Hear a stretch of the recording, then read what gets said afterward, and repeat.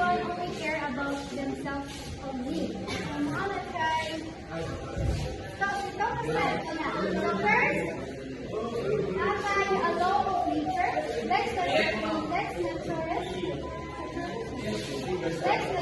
Simone kay first law of nature. This is a pursuit or general rules established by resource by which a constructive of life or take away the means of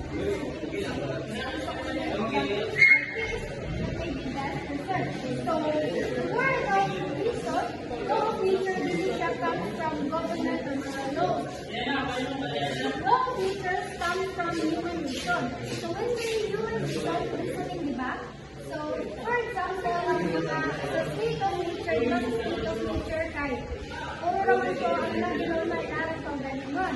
So, by that, if ilang magalutan na di mo mauna, of course, dito sila magkasinagtanay. But, dinama sila tahatlong na wasit natin. Yali na sila na sila yung care. So, kung ana, nakaunaw na si Thomas Hobbes, law of nature. When we say law of nature, magkasinagtanay sila because instead na mag-fight sila, nag-unaw na sila na magkasinagtanay namin sila, aron na sila na peace and safe ang natin. So, in short, ang first law of nature,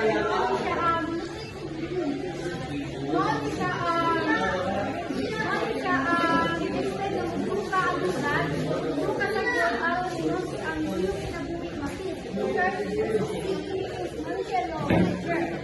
So, given that we start to get our law of nature, and then try to research our life, how we could, we should see this small things sa law of nature that we should see this law of nature.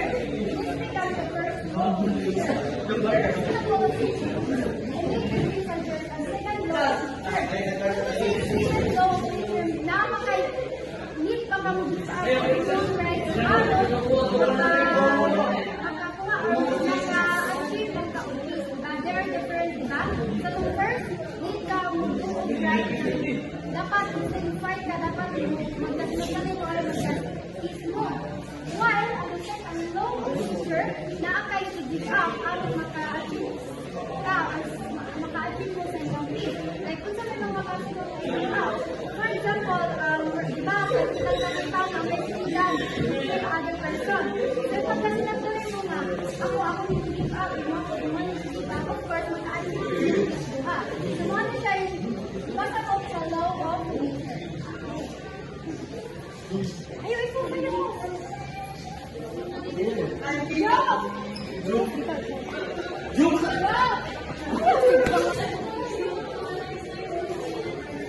Which is that we actually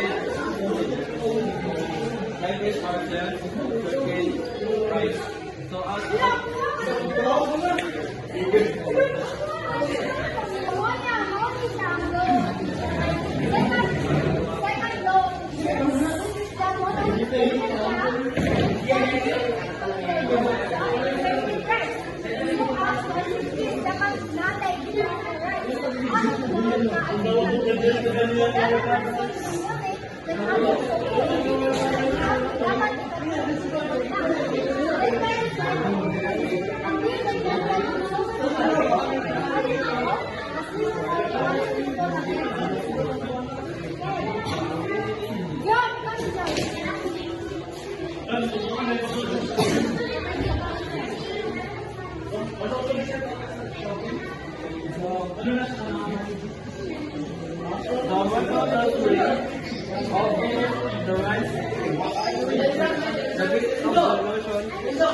moral obligation and duty. Clause continues by discussing the validity of legal contracts. However, one cannot contract to take up his right to self-defense or self-preservation since it is sole motive for entering any contract.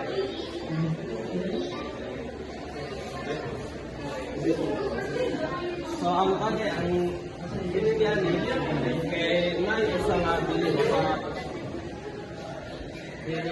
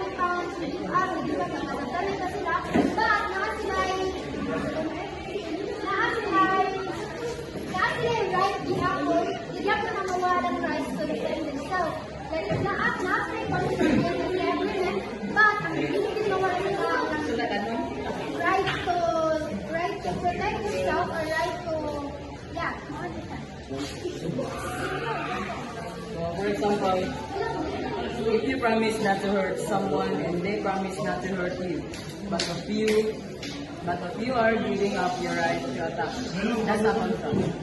That's an example of theory of the social contract. Next is the rational pursuit of self-preservation. It leads us to form commonwealths or states. The laws of nature give the conditions for the establishment of society and government. So, doon na sinabi na rational pursuit or self-preservation, it means that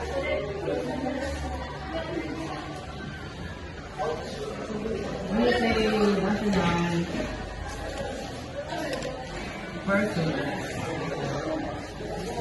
or self-preservation, it means na yung instinct natin to survive, pero guided pa rin by reason. Hindi lang ma-impose. So, ang nagdadala sa atin para mabuo tayo or ma-form is yung commonwealth or union. So, in short, dahil gusto natin mabuhay ng mas secure, mas maganda,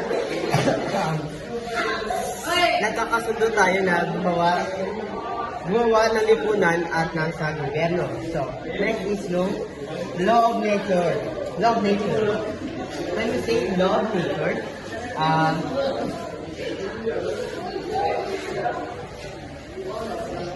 hindi ito not God-given. Why? Kasi, when you say God-given, yung mga commandments, yung mga utos ng Diyos. So, kundi para siyang axiom or yung, when we say axiom, ito yung rules of reason.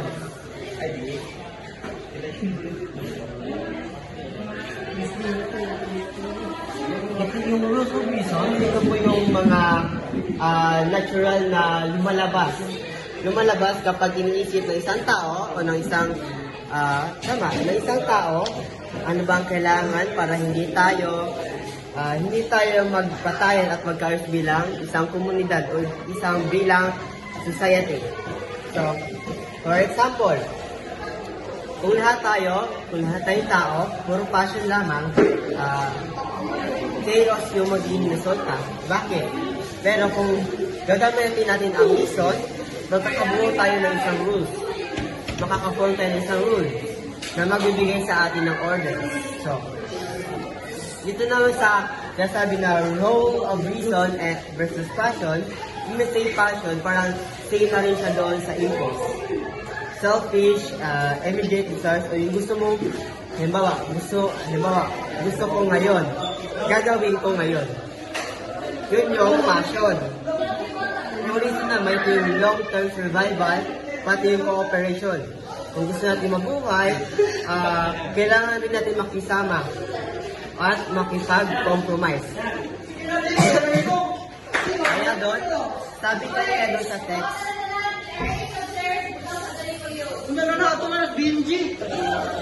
kaya,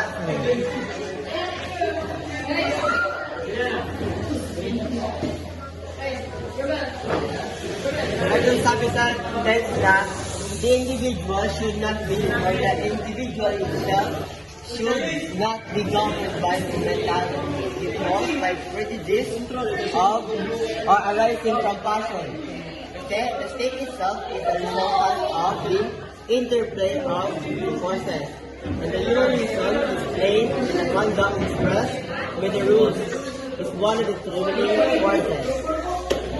Kaya, yun sa sinabi yung gusto ipa-attain hope, walang absolute value. Ang mga batas, yung mga rules ay may kalikasan, ay hindi absolute, kundi practical guidelines. Para makatawid o makapros tayo doon sa state of war, lahat sa lahat, papunta sa organized society o maayos na komunidad.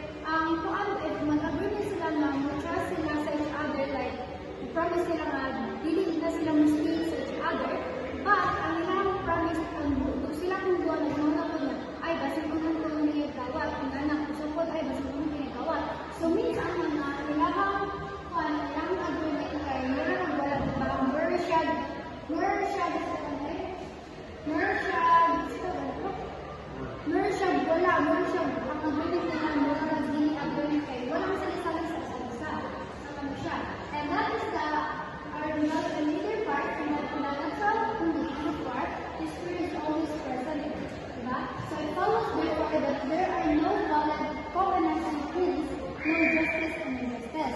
Until the Commonwealth is established. Sumunod niyan, di-establish ni House ang Commonwealth, meaning say Commonwealth, ano siya kung government, ano siya to enforce sa mga tao na follow dapat sa rules. Kaya nga naman, if dili silang follow sa rules, mo siya Commonwealth na ang mga mag-break or mag-cheat sa rules na dili mo follow, na may punishment. So, muna dito ang House kay ang buwan wala na sa sa dibayo. Hindi mo sa agreement. So, kung di sa'yo buwak ng agreement, of course, nag-check punishment. Until the Commonwealth is established, that is, until a coercive power has been established na to upon the extended act, which will compel human beings to perform their covenants. Mga na itong paano, ipag-perform sa covenant agreements, mga na itong i-establish na Commonwealth na if na-agree mo sa mga kuhaan na break ang nag-agree punishment. But, if hindi sila mag-perform of one, for example, na ay nangawat, but wala yung rules or wala yung mga agreements, of course, ang pagpangawat ato, dili siya maraming sa iyo, kaya walang sila agreement, diba? But, if there are agreements na sila yung agreements na hindi pwede mangawat na, dili pwede makatag tao, but if na ay mukatay na tao or mukawat na tao, so, ang atong mga tao, if iatong buhaton, kay di sabutan or nanunod siyang contract or agreement nila kay ang atong sa katao kay mapunisyan siya. So, mga siya itawag sa common law or government. Next. Human beings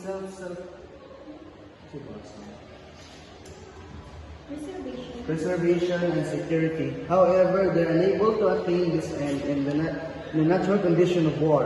The laws of nature are unable to achieve the desired end by themselves alone. That is unless there is coercive power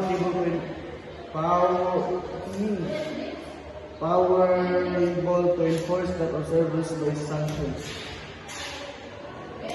So, Hobbes said, people want a strong government, but to maintain peace and security. But because without it, everyone will be in danger to human nature. Sa Bisaya pa, ang mga tao ganahan daw og kanang strong na government para mag-maintain og peace and security. Kaya kung wala tayo ka ng government daw, siyempre magsigigin na sila gaway-away. Magkaan sila magkinabuhis na sa kabulba. Mga kinahanglan na ay sila ipisgan ng gobyerno kay aron magpatuman sa balaod o mga bantay sa kalinang tanan. So doon sa namin nasama dito, sabi doon na the covenant of mutual trust are invalid when there is fear of non-performance on either part, and the natural condition of war is the fear is always present. It follows therefore that there is no valid covenant and hence no justice and injustice until the Commonwealth is established. That is, until a coercive power has been established which will compel human beings to perform their covenant. So meaning, kung gusto iparating ni Hobbes doon sa sinabi niya na covenants of mutual trust. Ang kasunduan, kasi covenant, it means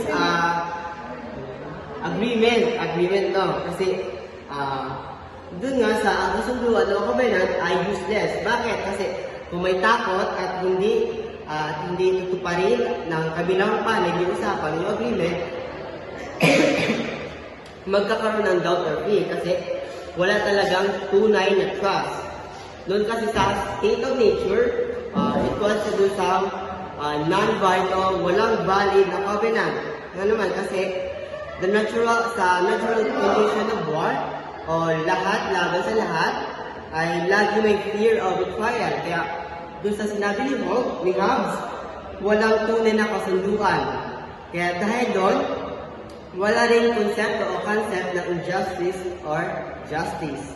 Kasi justice only exists with the Commonwealth. Nagkakaroon lang ng tunay na justice kapag may Commonwealth, organized state na may coercive power. Kasi may authority na magko-compel sa mga tao na tutuparin ng covenant. So, yun lang. May a decision between a Commonwealth by institution and by official union. A Commonwealth is said by institution when it has been established through the government of every member should be every other member would should of new government be subject themselves to suffering from fear of one another. So, monetary number one, it makes the house usa siya ka Commonwealth. So, sa house, institution. When you say institution, only every member. When you say every member, sila together nagkasinagtanay to create a Commonwealth, or when you say agreement with government. So, sila na nagkasinagtanay, aron nga nagkasinagtanay sila, but because sa ilang kahadlok na basin sila magkasinagtanay, diba? So, mga pa sila nag-plan sila together, aron ma-establish ni ang say ganahan nilang government is-establish. So, ano siya institution na create ang covenant tungod sa mga tao na nag-plan and sila together nag-plan na ay kami ako ng blah.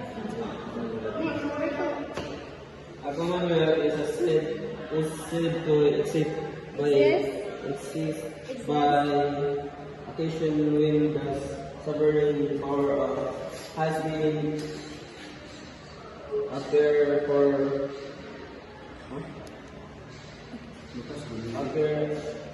by force, hearing human beings fearing for death or rights of that human being who holds power over their lives and liberty.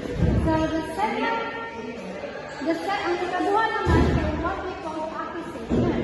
So, when we say acquisition, na-create ang covenant by sa mga kanilitang tao nga nagka-gain of powers, like ang mga siya yung agawang Commonwealth, mga siya gitawag ng acquisition, na diri na Commonwealth na form ang covenant by sa mga tao na taas, so mga nag-gain sila power, so mga sila nag-create sila ang covenant or what we call agreement.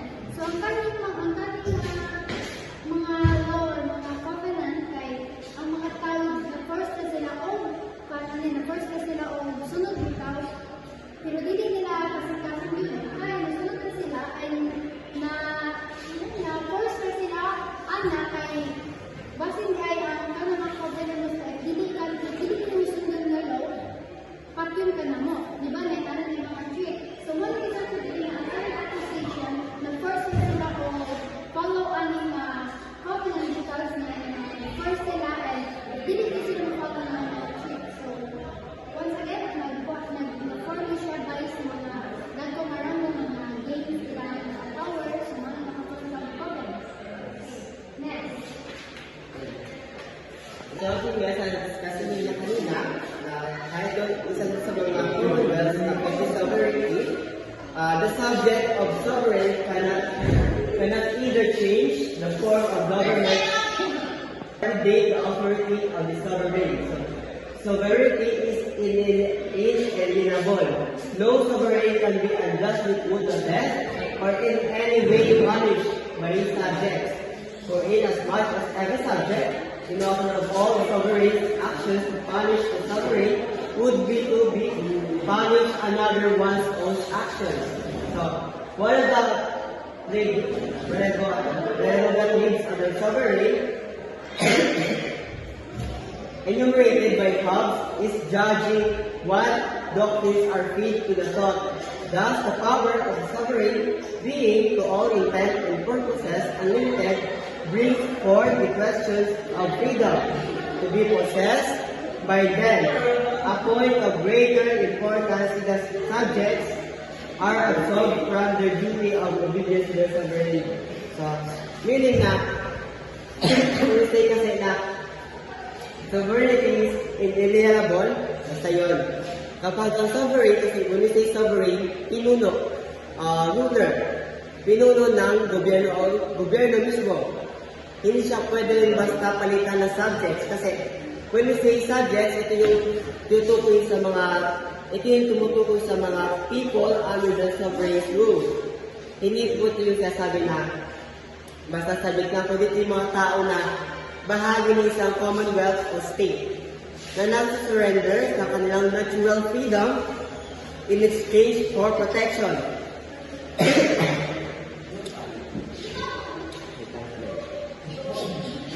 Sovereignty, sakop na hindi siya transferable, hindi basta-basta nawawala. No punishment for the sovereign, kasi dahil lahat ng actions ng sovereign ay parang action din ng subjects o yung mga nasasakupan niya. Kasi hindi sila o kasi sila ang nag-authorize. Hindi pwedeng parusahan ng subjects ang sovereign kasi kung paparusahan natin yung namumuno o yung sovereign mismo o yung gobyerno ay parang muna rin pinaparusahan yung sarili mo. Kasi unlimited power pero may tension with freedom. Kaya Hobbes says na sovereign has the power to decide even what knowledge or authors na dapat ituro nila o to taught them, di ba? Kaya, lumabas o na-form isang question na kung ganito kalawak o kalaki yung power ng isang sovereign, may freedom pa ba ang subjects? Kasi when obedience ends, subjects are freed from obedience kung the sovereign relinquishes power or gusto pa niya mag-rule. Pero hindi na niya kayang protektahan yung mga nasasakupan niya o yung subjects. Kaya, conquest, tsaka doon naman sa conquest and civil war, kung natalo ang sovereign sa war at nag-surrender, yung mga subjects ay nasasakupan ng sovereign, automatically becomes subjects of the victor. Go! So doon sa when obedience ends, subjects ang yung mga sakupan ng isang sovereign, malaya sila sa obedience kung sovereign, o we say sovereign nga, ito yung namumuno sa isang bansa. When sovereign relinquish o inikip niya pa rin yung power or gusto niya pang mag-rule pero hindi na niya kayang protektahan yung kanyang mga nasasakupan, yung kanyang subjects. Gusto naman sa conquest and civil war, kung natalo ang sovereign sa war at nag-surrender naman nag-surrender sila. So, yung subject, yung nasasakupan niya, automatically becomes na masasakop na siya yung nanalo o yung nag-victory doon sa laban. Kung nagkulak sa man yung Commonwealth, dahil sa internal discord, ito yung mga panloob na problema o mga usapin. Babalik sa state of nature ang lahat at pwede mag-set up ng bagong sovereign. So, yun lang.